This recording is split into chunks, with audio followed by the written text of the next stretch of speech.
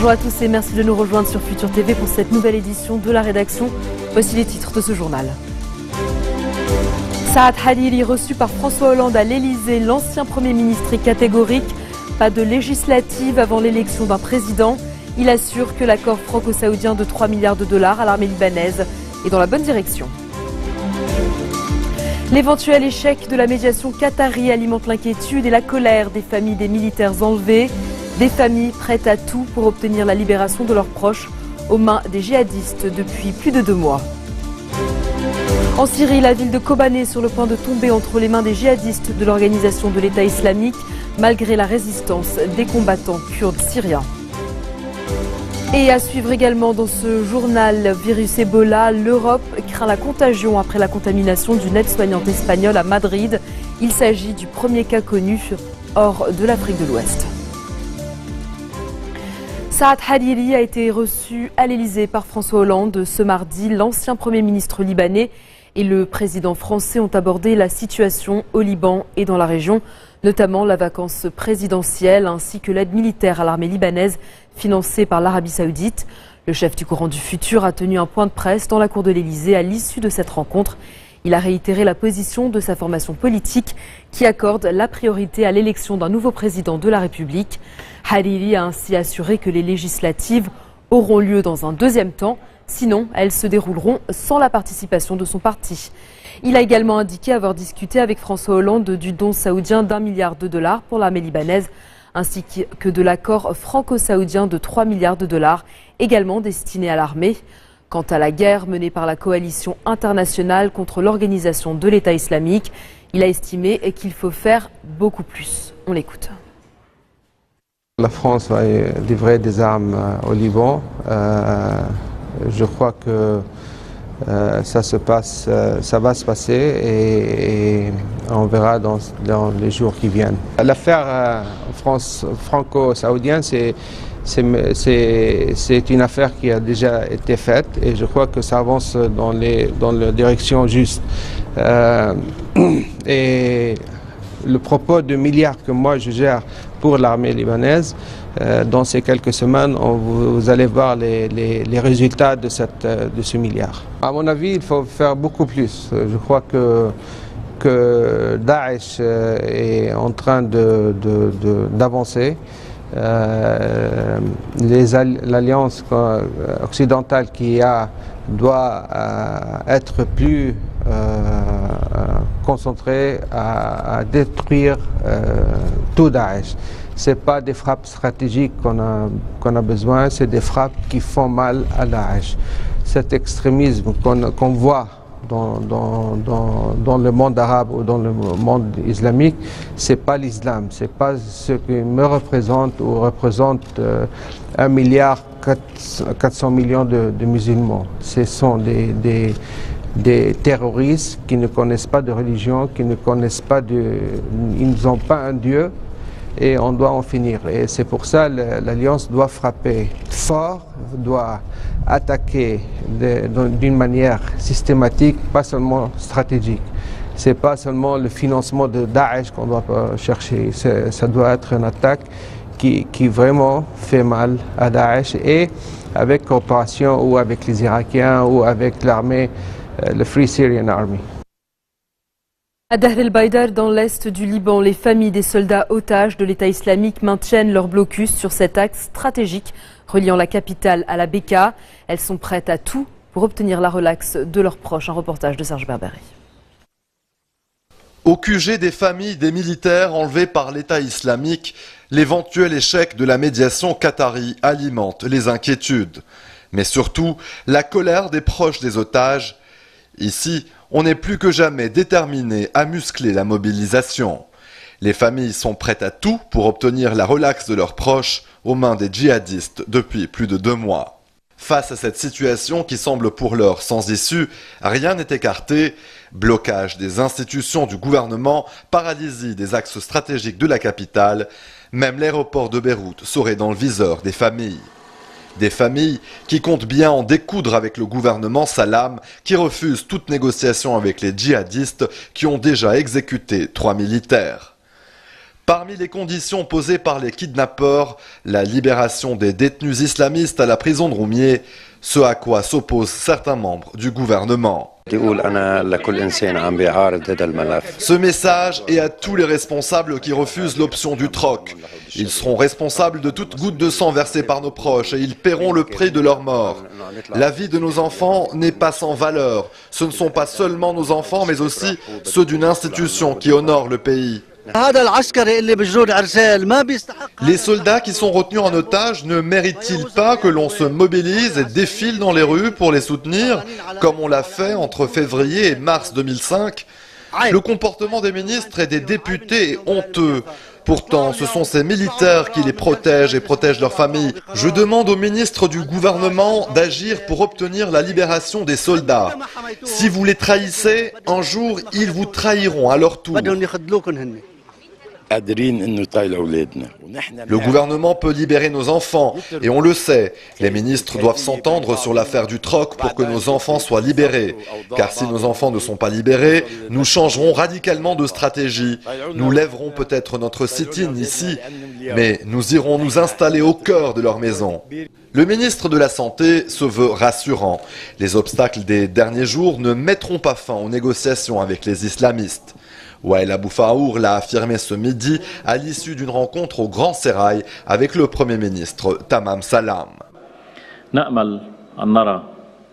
Nous espérons voir des développements positifs et l'important est que la volonté du gouvernement reste solide afin d'aboutir à un dénouement heureux dans ce dossier. Ce dossier constitue la priorité des priorités. Si l'échange est incontournable, nous devons le faire. Plus le temps passe, plus la vie des militaires est en danger et le dossier risque de devenir secondaire. Pour Wael Abou Faour, rien ne peut justifier le refus du gouvernement de négocier la libération des soldats. Le ministre a rappelé que les États-Unis et la Turquie avaient déjà fait des compromis avec des djihadistes et que les Palestiniens avaient accepté de négocier avec les Israéliens pour obtenir la libération de prisonniers. Mais ces déclarations n'entament pas la détermination des proches des otages à poursuivre leur mobilisation et les familles des soldats kidnappés s'apprêtent à passer une nouvelle nuit sous ces tentes à Dahr el-Baïdar dans l'espoir de voir leurs enfants bientôt libres.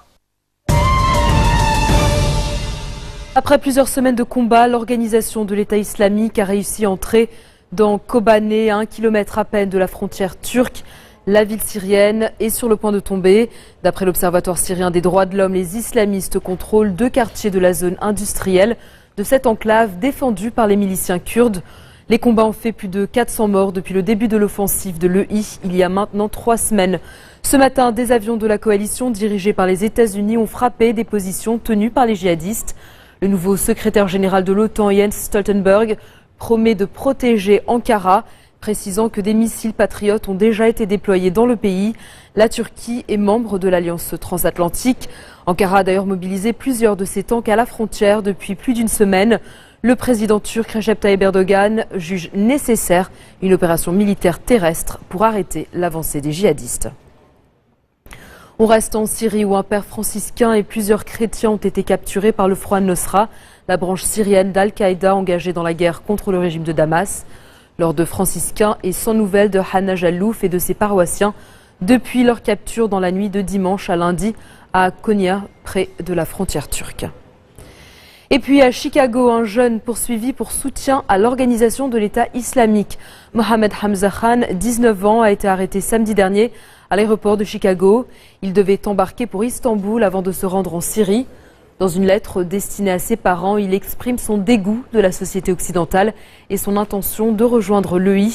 Il est poursuivi pour soutien à une organisation terroriste. Des documents compromettants ont été retrouvés à son domicile. Placé en détention provisoire, le jeune homme encourt une peine de 15 ans de prison et 250 000 $ d'amende. À Bolingbrook, en banlieue de Chicago, les voisins n'en reviennent pas, assurant que c'était un jeune homme très poli. Dans un instant, direction Paris, la Tour Eiffel s'offre un lifting. À tout de suite.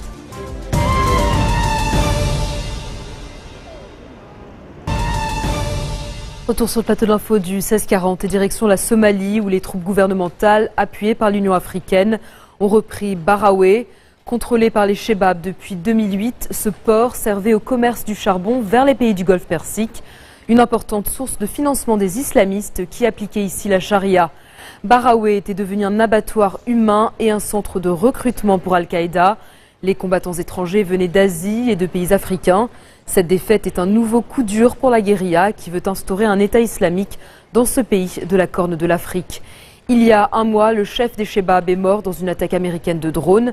Pour la première fois depuis sa création en 2006, la milice paraît véritablement affectée. Je vous l'annonçais en titre, une aide-soignante espagnole, premier cas connu de contamination du virus Ebola hors Afrique. Elle avait été traitée dans un hôpital de Madrid. 2 missionnaires infectés par la fièvre hémorragique et décédés depuis, avant de contracter elle-même le virus, selon le gouvernement espagnol. Les autorités sanitaires sont en train d'établir une liste exhaustive des personnes avec lesquelles elle a été en contact. En Afrique de l'Ouest, qui réclame davantage de moyens contre Ebola, le bilan s'alourdit de plus en plus rapidement en Sierra Leone, au Libéria et en Guinée. Au total, près de 3500 personnes ont déjà succombé au virus depuis le printemps dernier, selon le dernier bilan de l'OMS. La police fédérale mexicaine s'empare d'Iguala, la ville où 43 étudiants ont disparu. Des étudiants qui ont sans doute été attaqués par des agents municipaux de mèche avec des narcotrafiquants. La police fédérale, par le biais de la gendarmerie, va désormais assurer la sécurité dans cette municipalité. Si des conditions exceptionnelles l'exigent, elle sera appuyée par l'armée. La gendarmerie a ouvert une enquête. 22 policiers accusés de travailler pour le gang Guerreros Unidos ont été arrêtés. Les enquêteurs ont également découvert 28 corps calcinés dans des fosses communes à l'extérieur de la ville ce week-end.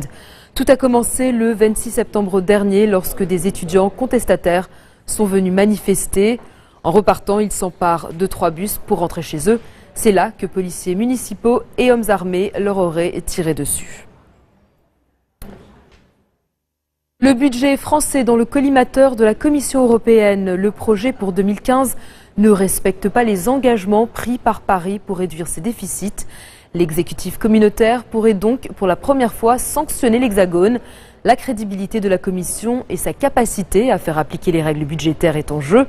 La dette française a dépassé les 2000 milliards d'euros. Inacceptable pour les États membres de l'Union qui ont opté en 2013 pour un contrôle accru des budgets nationaux. Pourtant, le ministre français des Finances, Michel Sapin, reste serein.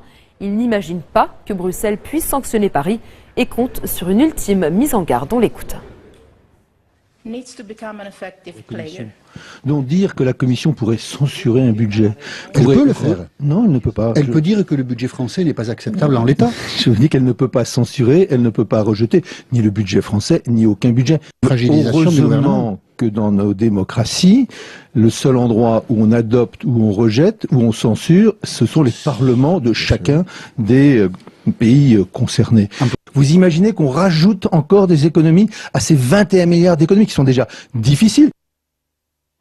Si vous avez le vertige, surtout ne regardez pas en bas. La Tour Eiffel s'est offert un lifting avec un spectaculaire plancher transparent. Sur le bord interne du premier étage, le verre offre une vue vertigineuse sur le sol, situé 57 mètres plus bas. Une expérience incroyable pour les touristes. 85% d'entre eux sont étrangers. 2 pavillons ont par ailleurs été détruits et reconstruits. Durée des travaux, 2 ans. Coût total, 30 millions d'euros. Inaugurée en 1889, la Tour Eiffel est le monument payant le plus visité au monde. Réaction. Vous savez, c'est le plus beau symbole ouvrier.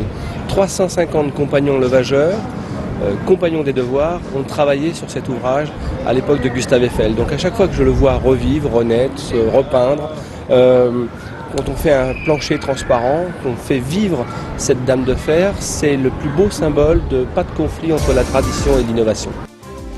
Et c'est la fin de ce journal. Tout de suite, le rappel des titres qui ont marqué l'actualité de cette journée.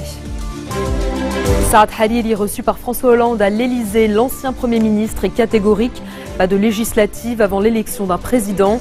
Il assure que l'accord franco-saoudien de 3 milliards de dollars à l'armée libanaise est dans la bonne direction. L'éventuel échec de la médiation qatari alimente l'inquiétude et la colère des familles des militaires enlevés. Des familles prêtes à tout pour obtenir la libération de leurs proches aux mains des djihadistes depuis plus de 2 mois. En Syrie, la ville de Kobané est sur le point de tomber entre les mains des djihadistes de l'organisation de l'État islamique, malgré la résistance des combattants kurdes syriens. Et puis, virus Ebola, l'Europe craint la contagion après la contamination d'une aide-soignante espagnole à Madrid. Il s'agit du premier cas connu en dehors de l'Afrique de l'Ouest. Merci de votre attention. Retrouvez-nous tous les jours à 16h40, heure de Beyrouth. Vous pouvez également nous suivre en ligne sur notre site web ou en téléchargeant notre application mobile. Vous retrouverez Serge Berberi à la barre du prochain JT. Excellente soirée à toutes et à tous.